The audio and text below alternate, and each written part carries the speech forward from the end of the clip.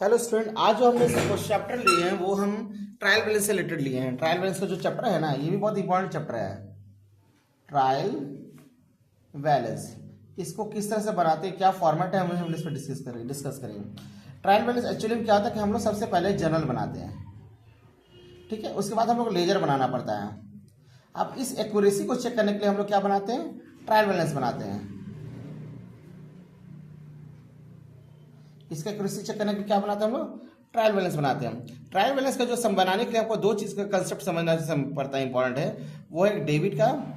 इससे क्या होता है, ट्रायल बैलेंस बनाने से हमारा अर्थमेटिकल एक्यूरेसी पता चलता है लेजर की, लेजर हमारा जो है वो सही है गलत है, उसका अर्थमेटिकल एक्यूरेसी जानने के लिए हम लोग ट्रायल बैलेंस बनाते हैं।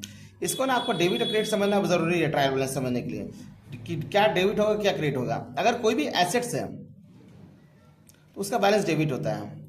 एसेट्स प्लस एक्सपेंसेस या लॉसेस जो भी है, इसका बैलेंस क्या होता है, डेबिट होता है। अब क्रेडिट में आपका हो जाएगा liability plus capital plus income. तो डेबिट में क्या होता है, assets plus expense plus losses होता है। कोई भी अगर एसेट्स है, कोई भी एक्सपेंस है या कोई भी लॉसेस, तो वो क्या डेबिट बैलेंस। कोई भी लायबिलिटीज है, कोई भी कैपिटल्स है, तो कोई भी इनकम है, तो क्या हो जाएगा, वो क्रेडिट बैलेंस हो जाएगा। इसको फॉर्मेट वाइज हम समझते हैं। सबसे पहले हम लिखेंगे नेम ऑफ द फर्म, जो भी है ना, ठीक है। अब इसका हम लोग लिखेंगे ट्रायल बैलेंस, जो भी होगा ट्रायल बैलेंस एज ऑन, जो भी डेट है, इसका फॉर्मेट इस तरह से सीरियल नंबर हो जाएगा, name of accounts LF, debit amount और क्रेडिट अमाउंट। अभी 2-3 क्लास में ट्रायल बैलेंस ही रिलेटेड रहेगा, है ना, ताकि आप लोग अच्छे से कंसेप्ट कर सकें। अभी हम इसका फॉर्मेट लेके चल रहे हैं कि ट्रायल बैलेंस में डेबिट में अमाउंट क्या होता है, क्रेडिट में क्या अमाउंट होता है। तो ट्रायल बैलेंस समझने के लिए हम क्या बोले थे, डेबिट का बैलेंस पता करना, क्रेडिट का बैलेंस। डेबिट एसेट्स और एक्सपेंस और लॉसेस जो भी, और डेबिट बैलेंस होता है। Liability plus income, capital plus income क्या होता है, क्रेडिट बैलेंस होता है। अब एग्जांपल हम लोग लेते हैं, जिससे हम छोटा सा एग्जांपल ले रहे हैं, फिर कल से हम लोग क्वेश्चन डिटेल से बनाएंगे। जिससे हम लोग लैंड है, लैंड जमीन हो गया, तो जमीन किसी के पास है, किसी फर्म के पास है, तो क्या हो गया, वो एसेट्स हो गया। तो इसका जो भी अमाउंट होगा वो कहाँ जाएगा, डेबिट साइड चला जाएगा। नेक्स्ट लेते हैं, मान लेते फर्नीचर है, मान लेते बिजनेस में क्या है, फर्नीचर है ना, फर्नीचर वगैरह रहता है बिजनेस में, तो ये भी हमारा एसेट्स का जो भी अमाउंट है कहाँ जाएगा, डेबिट तरफ चला जाएगा, क्योंकि वो एसेट्स होता है। अगर हम किसी को सैलरी दे रहे हैं, सैलरी दे रहे हैं, रेंट दे रहे हैं, वेजेस दे रहे हैं, है ना, कमीशन पेड कर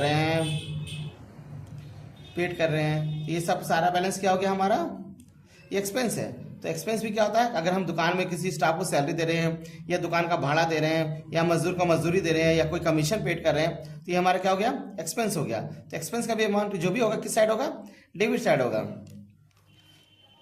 ठीक है। अब हम एग्जाम्पल लेते हैं, ठीक है। इससे मान लेते लायबिलिटी है, तो या फिर तो लायबिलिटी से बैंक से लोन ले लिए, तो ये हमको तो लिए तो देना पड़ेगा। इसका जो भी अमाउंट होगा किस साइड जाएगा, क्रेडिट साइड जाएगा।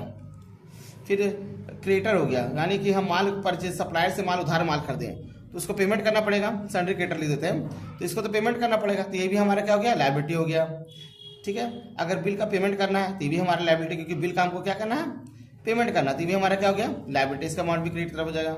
फिर अगर डेटर की बात करते हैं, किसी को उधार माल बेचे हैं ग्राहक को, तो ग्राहक हमको फ्यूचर में तो रिटर्न कर ही देगा, तो हमारा क्या हो गया, वो एसेट्स हो गया, ठीक है। सन्ड्री डेटर, एसेट्स के अमाउंट जो भी होगा कहाँ जाएगा, डेबिट साइड जाएगा, ठीक है। इसके बाद और हम लोग कंटिन्यू करते हैं।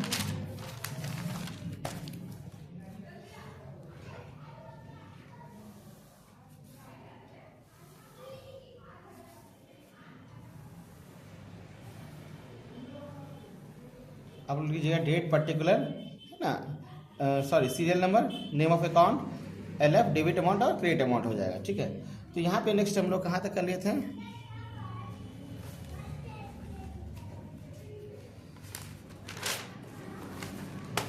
हम लोग का 10 तक हो गया, डेटर हम लोग कर लिए, क्लियर।